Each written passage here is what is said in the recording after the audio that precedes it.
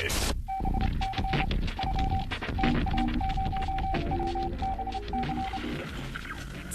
you, Foreign Minister Bettino, fellow delegates, ladies and gentlemen. I speak to you today as a free man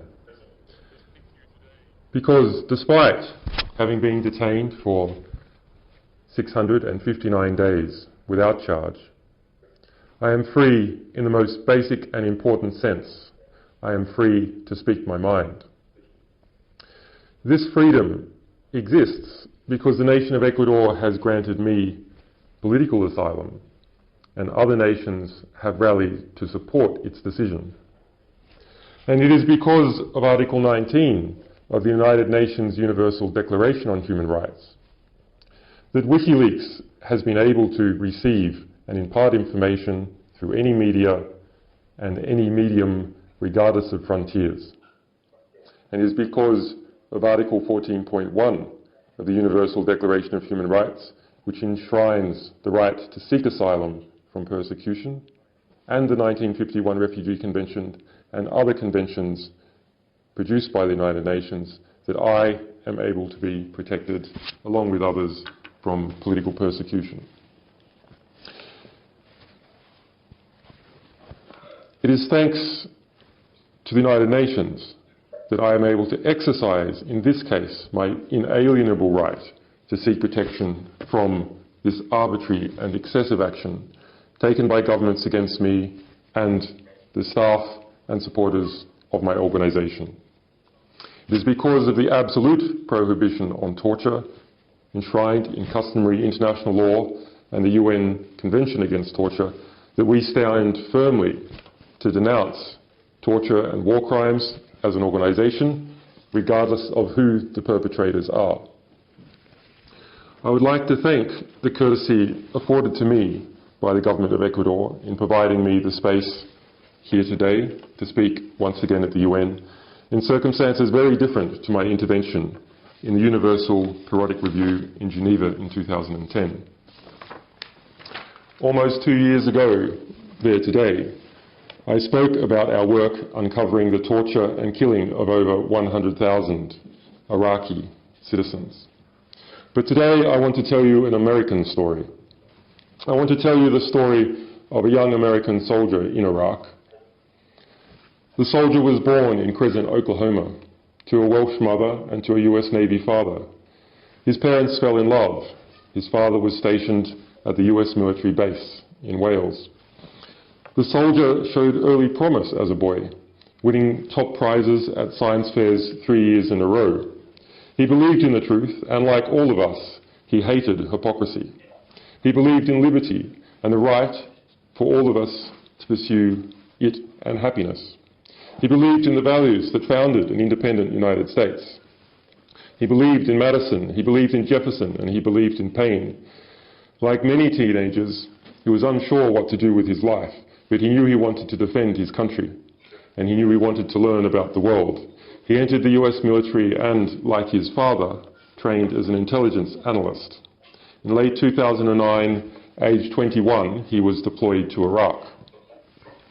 There, it is alleged, he saw a US military that did not often follow the rule of law, and in fact engaged in murder and supported political corruption. It is alleged it was there in Baghdad in 2010 that he gave to WikiLeaks, he gave to me, and it is alleged he gave to the world details that exposed the torture of Iraqis, the murder of journalists, and the detailed records of over 120,000 civilian killings in Iraq and in Afghanistan. He is also alleged to have given WikiLeaks 251,000 US diplomatic cables, which then went on to help trigger the Arab Spring. This young soldier's name is Bradley Manning. Allegedly betrayed by an informer, he was then imprisoned in Baghdad, imprisoned in Kuwait, and imprisoned in Virginia, where he was kept for 9 months in isolation and subject to severe abuse. The UN Special Rapporteur for Torture, Juan Mendez, investigated and formally found against the United States. Hillary Clinton's spokesman resigned. Bradley Manning, science fair all-star, soldier and patriot, was degraded, abused and psychologically tortured by his own government. He was charged with a death penalty offence. These things happened to him as the US government tried to break him, to force him to testify against WikiLeaks and me. As of today, Bradley Manning has been detained without trial for 856 days. The legal maximum in the US military is 120 days. The US administration is in trying to erect a national regime of secrecy, a national regime of obfuscation, a regime where any government employee revealing sensitive information to a media organisation can be sentenced to death, life imprisonment or espionage, and journalists from the media organisation with them. We should not underestimate the scale of the investigation which has happened into WikiLeaks. I only wish I could say that Bradley Manning was the only victim of the situation, but the assault on WikiLeaks in relation to that matter and others has produced an investigation that Australian diplomats say is without precedence in its scale and nature, that the US government called a whole-of-government investigation. Those government agencies identified so far as a matter of public record having been involved in this investigation include the Department of Defense, CENTCOM, Southcom, the Defense Intelligence Agency, the US Army Criminal Investigation Division, the United States Forces in Iraq, the 1st Armored Division, the US Army Computer and Crimes Investigative Unit, the CCIU, the 2nd Army Cyber Command, and within that 3 separate intelligence investigations. The Department of Justice, most significantly, and its US grand jury in Alexandria, Virginia. The Federal Bureau of Investigation, which now has, according to court testimony early this year, produced a file of 42,135 pages into WikiLeaks, of which less than 8,000 concern Bradley Manning. The Department of State, the Department of State's Diplomatic Security Services.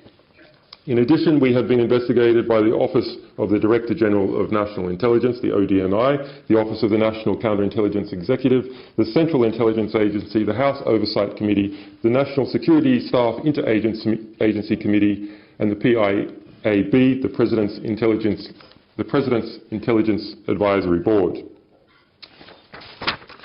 The Department of Justice spokesperson Dean Boyd confirmed in July 2012 that the Department of Justice investigation into WikiLeaks is ongoing. So for all Barack Obama's fine words yesterday, and there were many of them, fine words, it is his administration that boasts on his campaign website of criminalising more speech than all previous presidents combined. I am reminded of the phrase, the audacity of hope. Who can say that the President of the United States is not audacious? Was it not audacity for the United States government to take credit for the last 2 years of progress? Was it not audacious for him to say on Tuesday the United States supported the forces of change in the Arab Spring? Tunisian history did not begin in December 2010. And Mohamed Bouazizi did not set himself on fire so Barack Obama could be re-elected. His death was an emblem of the despair he had to endure under the Ben Ali regime. The world knew, after reading WikiLeaks publications, that Ben Ali and its government had for long years enjoyed the indifference, if not the support, of the United States, in full knowledge of its excesses and its crimes. So it must come as a surprise to Tunisians that the United States supported the forces of change in their country. And it must come as a surprise to the Egyptian teenagers who washed American tear gas out of their eyes that the US administration supported change in Egypt. It must come as a surprise to those who heard Hillary Clinton insist that Mubarak's regime was stable, and when it was clear to everyone that it was not, It must come as a surprise that the US backed its hated intelligence chief, Omar Suleiman, who we proved the US knew was a torturer, to take the realm. It must come as a surprise to all those Egyptians who heard Vice President Joseph Biden declare that Hosni Mubarak was a Democrat and that Julian Assange was a high-tech terrorist. It is disrespectful to the dead and to the incarcerated of Bahrain's uprising to claim that the United States supported the forces for change. That is indeed audacity. Who can say that it is not audacious that the President, concerned to appear to look leaderly, looks back on this change, the people's change, and tries to call it his own? But we can take heart here too, because it means that the White House has seen that this progress is inevitable. In this season of progress, the President has seen which way the wind is blowing, and he must now pretend that it's his administration who made it blow. Very well. This is better than the alternative, to drift into irrelevance as the world moves on. We must be clear here. The United States is not the enemy. Its government is not uniform. In some cases, good people in the United States supported the forces of change, and perhaps Barack Obama personally was one of them. But in others, and en masse, early on, it actively opposed them. This is a matter of historical record, and it is not fair and it is not appropriate for the President to distort that record for political gain or for the sake of uttering fine words. Credit should be given where it is due, but it should be withheld for where it is not. And as for these fine words, they are fine words, and we commend and agree with these fine words. We agree when President Obama said yesterday that people can resolve their differences peacefully. We agree that diplomacy can take the place of war, and we agree that this is an interdependent world that all of us have a stake in. We agree that freedom and self-determination are not merely American or Western values, but universal values. And we agree with the President when he says that we must speak honestly if we are serious about these ideals. But fine words languish without commensurate action. President Obama spoke out strongly in favour of the freedom of expression. Those in power, he said, have to resist the temptation to crack down on dissent. There are times for words and there are times for action. It is time that there are times for words and there are times for action.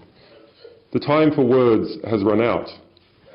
It is time for the US to cease its persecution of WikiLeaks, to cease its persecution of our people, and to cease its persecution of our alleged sources.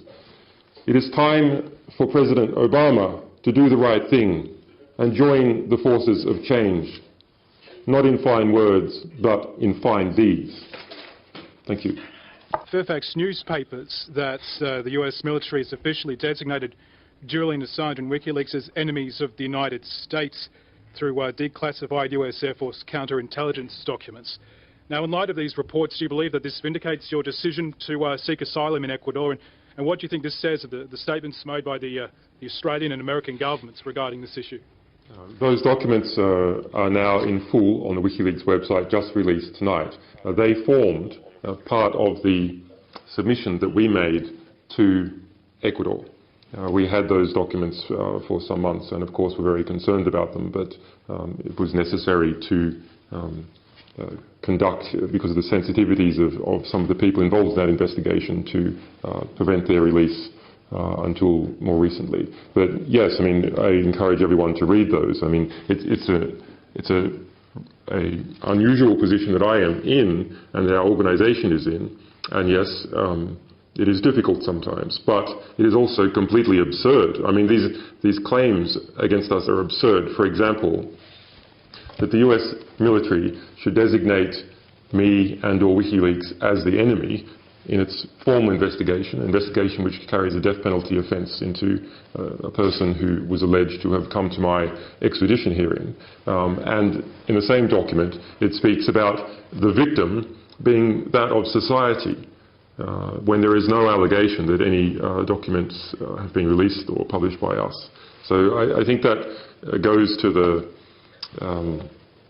to really a quite sort of absurdist neo-McCarthyist fervour that exists within some of these government departments in the US. I mean, I am hopeful that the White House over time is starting to shed that, but enormous wheels have been set in motion, as I described before, with over a dozen different US intelligence and investigative organisations churning through this, and it's a very difficult process to stop once it starts, even once everyone sees that it is completely absurd and counter to the values that the United States should be trying to present to the world.